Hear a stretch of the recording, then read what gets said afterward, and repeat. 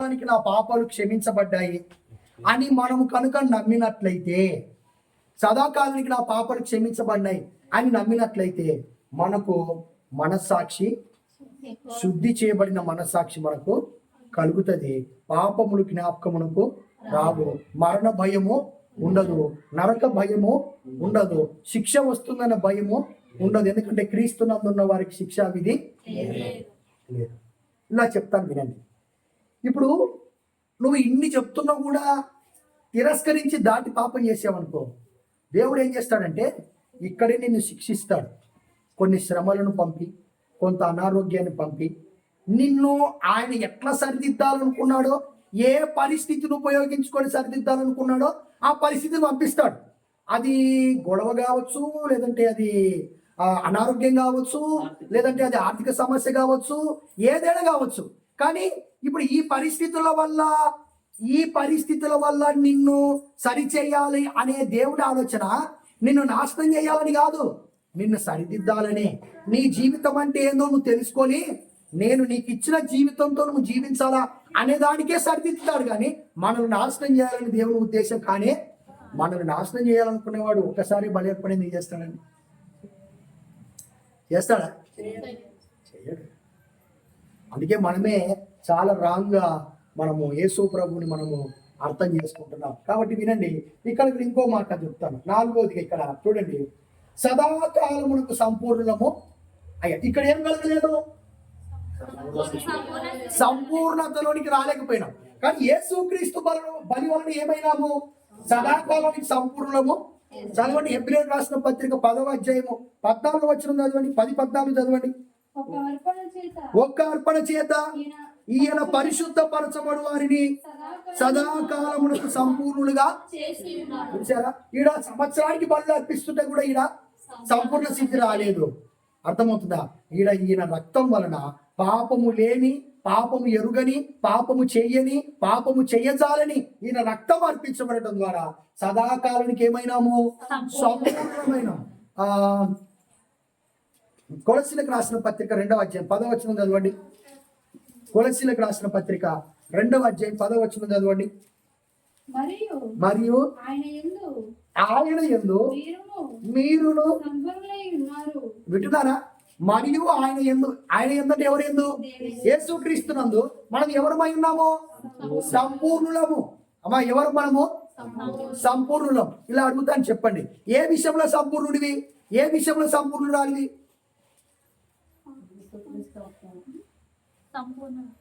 సంపూర్ణులే. ఏ విషయంలో? పాపం విషయంలో సంపూర్ణుడా?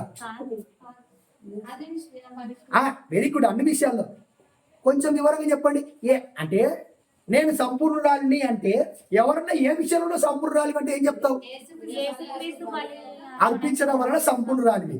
మరి ఏ విషయాల్లో? రక్షణ విషయంలో నేను సంపూర్ణురాలి, దేవుని నీతి విషయంలో నేను సంపూర్ణురాలిని, దేవుని పరిశుద్ధత విషయంలో నేను సంపూర్ణురాలిని అని ఇట్లా చెప్పాలి. ఊకే సంపూర్ణురాలిని అని చెప్పకూడదు. ఏ విషయంలో? రక్షణ విషయంలో సంపూర్ణంగా రక్షించబడ్డా, సంపూర్ణంగా నీతిమంతురాలనయ్యా, సంపూర్ణంగా నీతిమంతునయ్యా, సంపూర్ణంగా పరిశుద్ధనయ్యా. ఎందుకు అంటే నన్ను బట్టి కాదు, ఈయనను బట్టి. ఇదిగో ఇలా కూడా చెప్తాను. మరలా నువ్వు సంపూర్ణునివి అవ్వాలి అంటే ఈ బలి సంపూర్ణమైనది కాదు. అందుకే నేను ఏం చెప్తున్నా అంటే మీరు దేంతో పోల్చుకున్నా మీరు యేసుక్రీస్తు బలిని ముందు పెట్టుకోవాలి. యేసుక్రీస్తుని మీరు ముందు పెట్టుకోవాలి. నువ్వు పరిశుద్ధురాలు కాదన్నాడు అనుకో, అవునా, అట్లయితే యేసు ప్రభు బలి కూడా పరిశుద్ధమైనది కాదు అనాల వెంటనే. అట్టట యేసు ప్రభు బలి పరిశుద్ధమైనదే, నువ్వు మాత్రం పరిశుద్ధురాలు కాదు అనంటే అదేంటి? ఆయన బలి వలనే కదా నేను పరిశుద్ధురాలని అయింది. మరి నేను పరిశుద్ధురాలిని కాదు అంటే యేసు ప్రభు బలి పరిశుద్ధమైనది కాదని చెప్పాలి. మరి యాది నిజము అంటే అప్పుడు నోరు మూసుకుంటాం. యాది నిజం అంటే అప్పుడు నోరు మూసుకుంటాం. అందుకే మనం సదాకాలానికి ఎవరము? సంపూర్ణం. రక్షణలో, పరిశుద్ధతలో, నీతిలో, నిర్దోషత్వంలో ఆయన ఎట్టివాడు, మనం కూడా అట్టివాడు. మనము సంపూర్ణులము. మనం ఎవరము? మనము సంపూర్ణులం. కాబట్టి మనం సంపూర్ణులం. మరి సంపూర్ణుడు ఇక్కడ జీవించాల సంపూర్ణంగా. సంపూర్ణుడు ఇక్కడ ఏం చేయాలా? జీవించాలి. ఇక్కడ జీవించడానికే మనం ఉన్నాం. అందుకే ఇంతకుముందు మీకు ఒక నెల క్రితం ఇలా చెప్పాను, పరలోకం కోసం జీవిస్తున్నామా, పరలోకం నుండి జీవించాలా? పరలోకం నుండి పరలోకం కోసం జీవించేవాడు ఎవడు తెలుసా? ధర్మశాస్త్రం వలన రక్షణని నమ్మేవాడు. పరలోకం నుండి జీవించేవాడు ఎవడు తెలుసా? యేసు ప్రభు బలి నా కోసం, ఇది శాశ్వతమైన బలి అని నమ్మేవాడు. ఇప్పుడు యేసు క్రీస్తుతో పాటు మనం పరలోకంలో కూర్చున్నావా లేదా? పరలోకంలో కూర్చున్నావు. ఇప్పుడు నువ్వు ఆడ కూర్చున్నావు, నువ్వు ఆడున్నావు. మేము ఒక ఆయన తెలాలి మాట్లాడుతున్నాం, మేము మాట్లాడుతుంటే ఈయన శంకర ప్రతాపుడు నేను మాట్లాడుతుంటే ఆయన ఎంత ఘోరంగా మాట్లాడుతున్నారు మీరు అనుకుంటున్నారు. ఆయన మీరు ఏంది ఇట్లా మాట్లాడుతున్నారు? మీరు పరలోకంలో ఉన్నారా? ఇప్పుడు పరలోకంలో ఉన్నారా మీరు అంటే? మేము అప్పుడు ఒక టైలర్ షాప్లో ఉన్నాం అందరం. మీరు పరలోకంలో ఉన్నారా? మీరు పరలోకంలో ఉన్నారా అంటున్నాడు ఆయన. ఎస్, మేము పరలోకంలోనే ఉన్నాం, పరలోకంలో ఉన్నాం. వాక్యాధారం మాకుంది. ఎఫెసీ 2:7 ప్రకారము క్రీస్తుతో కూడా మేము పరలోకంలో కూర్చున్నాం. మేమేం చేస్తున్నాము? ఇక్కడ జీవిస్తున్నాం. కూర్చున్నాం, మేమేం చేస్తున్నాం? ఇక్కడ ఎట్లా జీవించాలి? ఇక్కడ క్రైస్తవులు అంటున్నారు దావీదులాగా జీవించాలా, సంసోనులాగా జీవించాలా, సొలొమోనులాగా జీవించాలా, వానిలాగా వీళ్ళలాగా జీవించాలి కాదు. క్రీస్తుతో పాటు పరలోకంలో కూర్చున్నావు, అక్కడ నుండి జీవించు. దీన్ని చూసి జీవించడం కాదు. పరలోకం నుండి నువ్వు జీవించేటప్పుడు పరలోకంలో పాపం ఉంటుందా? ఉండదు. మరి నీలో కూడా పాపం ఉండదు పరలోకం నుండి జీవిస్తే. పరలోకంలో అపవిత్రత ఉండదా? ఉండదు. మరి నీలో కూడా అపవిత్రత ఉండదు అక్కడి నుంచి జీవిస్తే. పరలోకంలో సమాధానం ఉంటుందా? ఉంటుంది. నీ నుంచి కూడా సమాధానం వస్తుంది అక్కడి నుంచి జీవిస్తే. అందుకే మనము పరలోకం కోసం జీవిస్తలేము, పరలోకం నుండి జీవించడానికి ఇక్కడ ఉన్నాం. ఇలా కూడా చెప్తాను, రక్షించబడి నీతిమంతులుగా తీర్చబడినాం. అయ్యా నేను నీ అంత నీతిమంతుడిని ప్రభా, ఎస్ నమ్మినావా, ఓకే వచ్చేసాయి అని దేవుడు నీ ప్రాణాన్ని ఎందుకు తీసుకోలేదు? నువ్వు రక్షించబడిన వెంటనే దేవుడు నీ ప్రాణాన్ని ఎందుకు తీసుకోలేదు? జీవించడానికి మనం ఉన్నాం ఇక్కడ. ఎక్కడి నుంచి? పరలోకం నుండి ఇక్కడ జీవించడానికి మనం ఉన్నాం. ఇక్కడి నుంచి పరలోకానికి పోవడానికి కాదు, ఇక్కడి నుంచి పరలోకానికి ఎప్పుడో పోయినాం. మన స్థితి అక్కడుంది, అక్కడి నుంచి జీవించడానికి మనం ఇక్కడ ఉన్నాం. కాబట్టి యేసుక్రీస్తు బలికి సదాకాలం మనకు సంపూర్ణము అయ్యాం. ఇక్కడ కూడా చూడండి, ఇది కూడా కొంచెం పైకి చేతులు వస్తున్నాయా? ఇది కూడా గమనించు. యేసుక్రీస్తు బలి సదాకాలము నిలుచుబడి, సదాకాలము ఈ బలి సదాకాలం నిలిచేది. చదవండి మాట 10-12 చదవండి. హెబ్రీ 10-12 చదవండి. ఈయనైతే పాపముల నిమిత్తమై సదాకాలం నిలుచు ఒక్క బలిని అర్పించి. సదాకాలం అంటే అమ్మా, సదాకాలం అంటే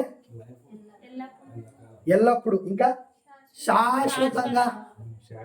అంటే ఇప్పుడు ఈయన బలి ఎంతకాలం నిలుస్తుంది?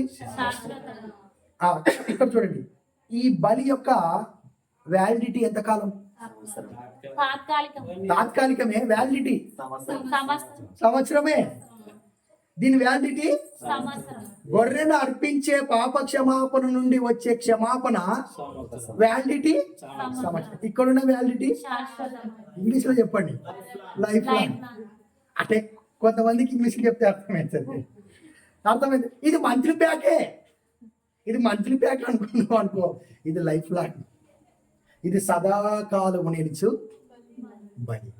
ఇప్పుడు ఈ బలి నీకు ఉపయోగపడింది, నీ తర్వాత రాబోయే తరానికి కూడా ఉపయోగపడుతుంది. నీ ముందున్న తరానికి ఉపయోగపడింది, ఆ ముందున్న తరానికి ఉపయోగపడింది, ఆయన వచ్చేంత వరకు కూడా ఇదే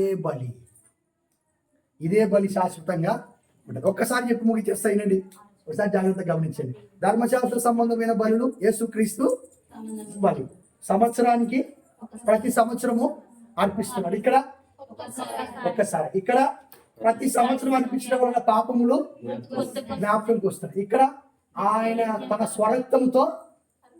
స్వరక్తంతో అర్పించేశాడు. అంటే ఇక్కడ ఏ రక్తం వాడుతుంది? కోడల రక్తం. ఇక్కడ స్వరక్తము. ఇక్కడనేమో పాపములను తీసివేయట అసాధ్యమైతే ఇక్కడ మనసాక్షిని ఎంతో ఎక్కువగా శుద్ధి. ఇక్కడ పాపములు తీసివేయట సాధ్యమైనప్పుడు ఇక్కడ కూడా ఏం రాయబడాలా? మనసాక్షి శుద్ధి అయింది అని రావాలి.